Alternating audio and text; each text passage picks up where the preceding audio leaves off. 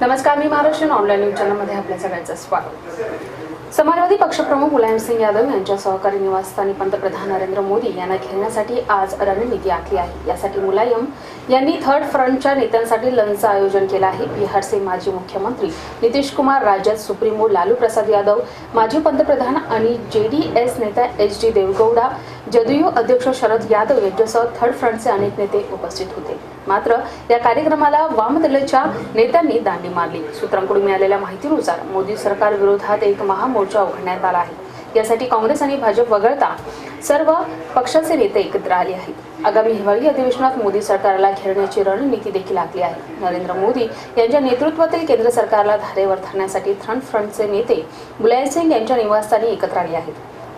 काँग्रेस तसंच भाजपच्या अल्पमतातील सरकारला बळ देण्यासाठी या छोट्या पक्षानं कोणे एकेकाळी महत्त्वपूर्ण योगदान दिले होते। मात्र आता भाजप सरकारच्या विरोधात सर्व नेते एकत्र आले आहेत। मात्र यंदा लोकसभा निवडणुकीत भाजपची एकहाती सत्ता आल्यानं सर्व पक्षाच्या वाटेला निराशाच आली आहे। उत्तर प्रदेशात मुलायम सिंग यांच्या समाजवादी पक्षाला मोठा फटका बसला आहे। समाजवादी पक्षाला फक्त 5 जागांवर विजय मिळवता आला। जेडीयूला तर बिहारमध्ये फक्त 2च जागांवर समाधान मानावं लागलं होतं। काँग्रेसच्या विधिमंडळ पक्षाच्या नेता निवडीसाठी आज मुंबईत विधान भवनात पक्षाच्या आमदारांची बैठक सुरू झाली आहे। राज्याचे माजी मुख्यमंत्री पृथ्वीराज चव्हाण यांनी मात्र आपण काँग्रेस गटनेते पदाच्या शर्यतीत नसल्याचं सांगत माघार घेतली आहे। दिल्लीतील पक्षाचे निरीक्षक मल्लिकार्जुन खरगे, महाराष्ट्र प्रभारी मोहन प्रकाश, माणिकराव ठाकरे, पृथ्वीराज चव्हाण यांच्या उपस्थितीत ही बैठक पार पडत आहे। विधिमंडळ बैठकीच्या सुरुवातीला सर्व आमदारांनी पक्षाध्यक्ष सोनिया गांधी यांना गटनेता निवडीसाठी अधिकार देण्यात आले। या बैठकीला 43 पैकी 39 आमदार उपस्थित आहेत। आता यानंतर बैठकीत खरगे व मोहन प्रकाश हे प्रत्येक आमदारांची स्वतंत्रपणे चर्चा करीत आहेत। त्यानंतर याबाबत अहवाल पक्षाध्यक्ष सोनिया गांधी व उपाध्यक्ष राहुल गांधी यांना पाठवण्यात येणार आहे।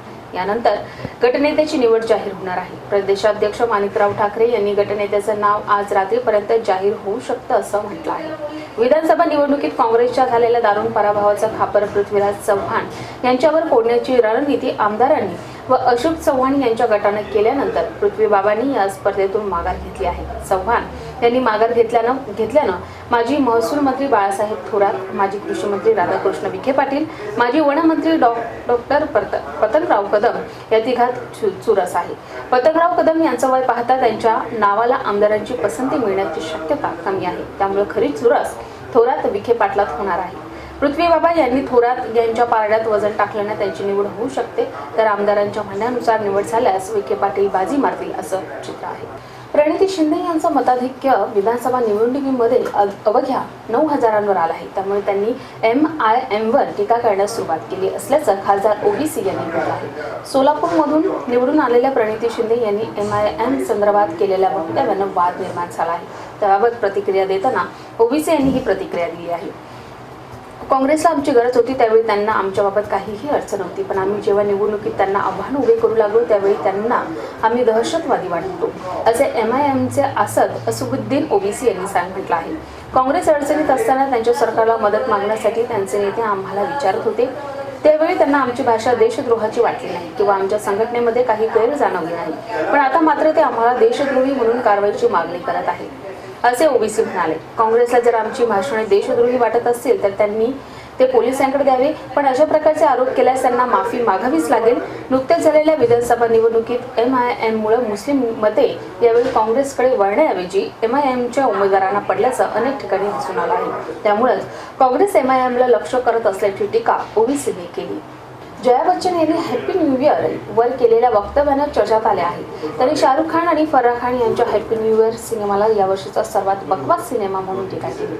मात्र अमिताभ बच्चन यांनी सिनेमाची प्रशंसा केली। जया यांनी सांगितलं होतं की माझा मुलगा त्यात होता म्हणून मी हा सिनेमा पाहिला। सिनेमाविषयीची ही टीका जया यांनी सार्वजनिक केल्यानं ती सर्वांपर्यंत पोहोचली। परंतु अमिताभ यांनी जया यांच्या वक्तव्याची शाहरुख जवळ माफी मागितली। अमिताभ यांनी SMS पाठवून माफी मागितल्यानं कळतं त्यांनी आपल्या पत्नीच्या वतीनं माफी मागितली आणि म्हणाले की जयाचा हेतू शाहरुख आणि त्याच्या सिनेमाचा अपमान करण्याचा नव्हता। सिनेमा उद्योगाच्या एका सूत्राने ही माहिती दिली आहे। शाहरुख बच्चन कुटुंबियाच्या फॅमिली फ्रेंड आहे म्हणून अमिताभ यांनी त्याची माफी मागितली। तसे पाहता हॅपी न्यू इयर मध्ये सर्वात जास्त स्तुती अभिषेक बच्चनची झाली आहे। सूत्रांनी सांगितले, जया यांनी कमेंट केली त्या दिवशी रात्री अभिषेक आणि ऐश्वर्या स्वतः शाहरुखच्या घरी दिलगिरी व्यक्त करायला गेले होते. मात्र ऐकीत असं आहे की गौरीनं त्यांची भेट घेतली, शाहरुखने नाही.